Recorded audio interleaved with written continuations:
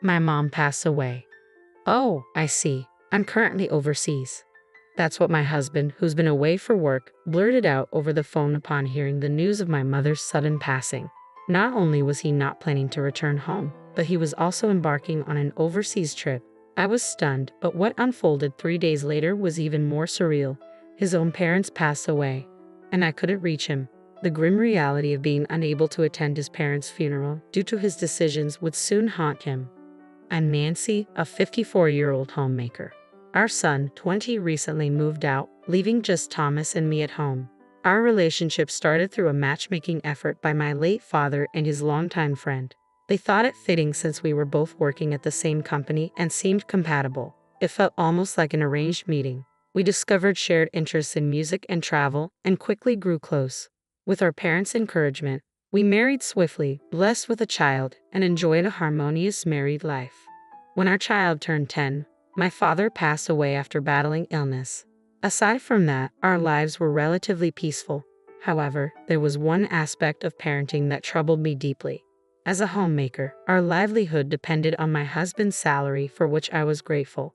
Yet he often claimed he was too busy with work, staying late into the night and arriving home just before the last train, when he came home at all. Some nights, a brief text saying, "I'll stay at the company tonight," was all I received.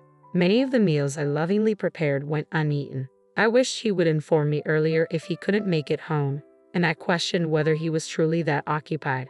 My husband worked at the same company where my father once did. Despite my father's frequent business trips, he always made it home by nightfall or stayed overnight at work. With mortgage payments, raising our child, and daily expenses weighing on us, I couldn't voice my discontent loudly, knowing all our income came from his efforts. But his work shouldn't have exempted him from household responsibilities or caring for our child. My frustration grew as he consistently prioritized time with friends on his days off. The only glimpse our son had of his father was waking up to find him asleep beside him in the morning. Once our son began to speak, I realized he saw his father not as a parent but as a distant figure always absent from home. It felt overwhelming, like I was shouldering the burden of raising our child alone. I had confided this to my father once, but he dismissed it, insisting, "Thomas is doing his best at our company. Don't criticize your husband." Must I always support him unquestioningly? My father staunchly believed in traditional gender roles. My mother, in turn, would listen to my grievances and gently remark, "He doesn't understand the hardships of a woman," with a resigned smile. After my father passed away, my mother's vitality faded, and I felt I couldn't burden her with my complaints about Thomas. Though she often complained about my father to me, deep down, she loved him. I had hoped to emulate my parents' loving household, but despite outward appearances, ours was different. In truth, I yearned for mutual respect. Before I knew it, a decade had passed in much the same routine. Even after our son grew up and moved out, our daily life remained largely unchanged. One day, I cautiously expressed my feelings to my husband, who rarely paid attention to household matters. "Listen, dear, now that our son is grown and living on his own, perhaps you don't need to work such long hours. I'd like you to come home earlier and spend more time here with us. We could tackle chores together, share meals." My intention was simply to encourage him to spend more time at home, but he took offense at the mention of chores and reacted with anger. "What do you think I'm working so hard for every day? And you don't even work.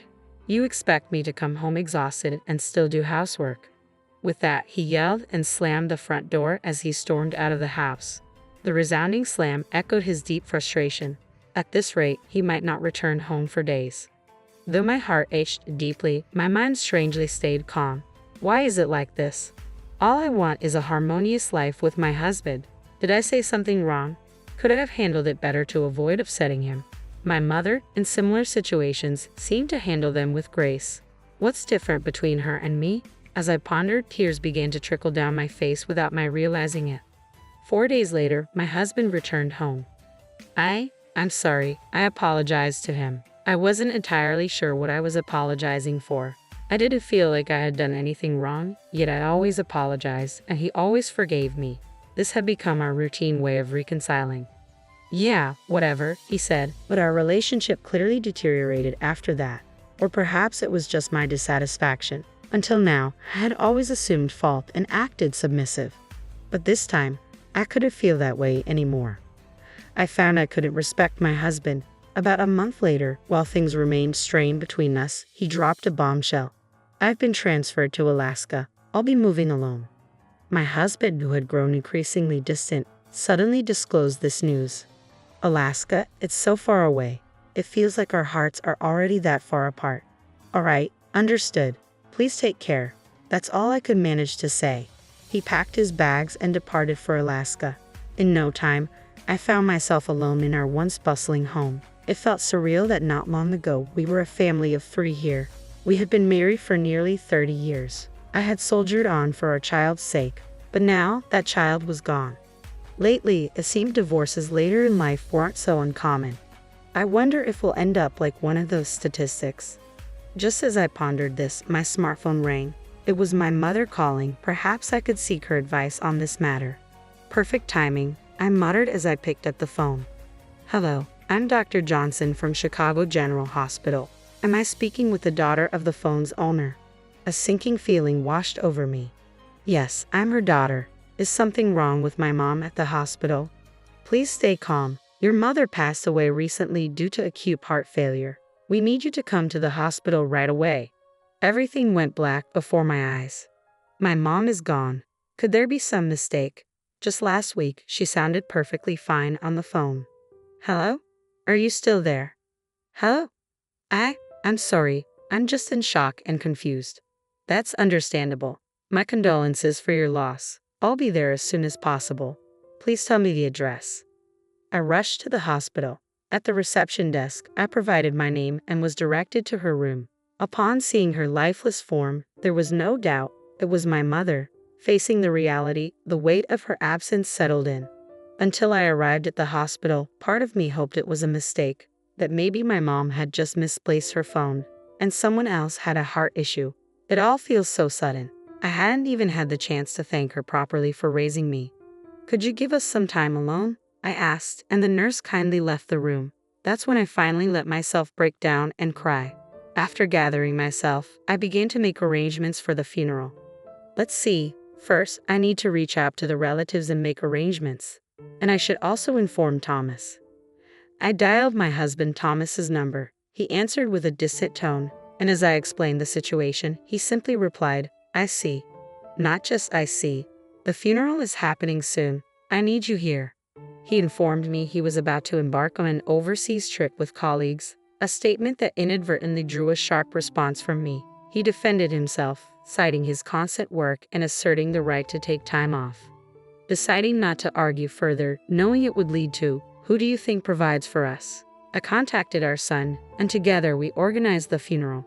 Seeing I was struggling, our son offered to stay with me for a while, taking a break from college to lend support. As soon as the funeral concluded and I hoped for a moment of respite, a call came from my husband's brother. Tragically, my in-laws had been involved in a fatal car accident. Despite the successive family tragedies, I still couldn't reach my husband. Modern smartphones usually work overseas, but I can't get through to Dad, my son remarked. Depending on the country or his phone settings, he might not be able to receive calls. Deciding to try email instead, I wrote, he'll surely get in touch once he returns from his trip. A week passed with no reply. When my son checked with his office, they confirmed he was on paid leave but due back in 3 days. What country is he in? Has he not seen my emails? What about his parents? Suspicious that my husband might be with his mistress, I hired a private investigator. Within 3 days, I got the answer. He was indeed having an affair. My husband took a woman he met on his trip to Japan sightseeing. I received several photos of them happily exploring the city together. It seems he's having quite a good time. In his new assignment in Alaska, I questioned what I had been accommodating all this time. Was it concern for my hard-working husband? In reality, he's just a deceitful man who travels abroad for pleasure and engages in affairs. This might not be his first time. Filled with anger, fueled by years of patience, I called my husband's office and urgently requested to speak with him. Hello? What's so urgent? I've asked you not to disturb me at work unless it's important. Didn't you read my email? Our parents have passed away. You mean your mom, right? You mentioned that earlier. Are you still upset about it? I finally managed to take some time off. No, I mean your parents. They were in a car accident. What? Are you serious? Why would I make something like this up? You claim to have just returned from abroad, but I've heard you've been back for days. Why haven't you been checking your emails? My husband seemed speechless, struggling to accept the sudden reality confronting him. Hello? Are you there? Yeah. His voice trembled, though he had shown no hesitation in missing my mother's funeral. The news of his own parents seemed to rattle him. The funeral is done, and they've already been cremated. It's too late for remorse. I felt no sympathy as I coldly added, you need to come back immediately. I thought I heard a strained response from him, but I hung up without acknowledging it. Mom, what's going on? He's on his way home now. And just so you know, I'm filing for divorce from your father today. What? Why all of a sudden? I understand you're upset. He hasn't been reachable during this busy time, but isn't divorce a bit extreme?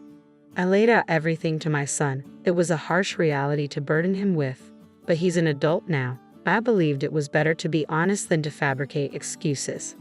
This is indefensible. I'm standing by you, Mom. With my son's support assured, everything was prepared. Soon after, my husband arrived home. I'm back. His tone, usually brash, now lacked its usual vigor. He appeared as a pitiful man, having lost both parents at once and unable to attend their funerals. But I need to talk to you. Your brother was pretty upset about everything, you know. I couldn't help it. Even after returning to Japan, I was busy with client meetings. Quite a young client, isn't she? With that, I showed him the picture I received from the private investigator. What? Where did you get this? Look at you two, arm in arm, having a good time. If this really is just a client, have you picked up some new tricks? It seems like this isn't your first time. I dropped the bombshell, and the impact was immediate. So I've been caught, my husband admitted without hesitation. He must have realized there was no point in trying to deny it. I pressed on. You didn't even try to see your parents in their final moments, let alone mine. Shut up. You have no idea how stressful my job is. I work tirelessly to support this family. And yes, even you, who does nothing, aren't blameless. My husband showed no remorse, only defensiveness. You're despicable. I'm ashamed to call you my father. Let's end this. Let's get a divorce.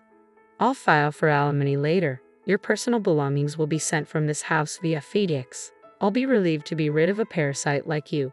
You'll get the standard alimony, but don't expect any more than that. I had thought I was doing everything for my husband, but had he really seen me as a burden all this time? What had I been enduring all these years?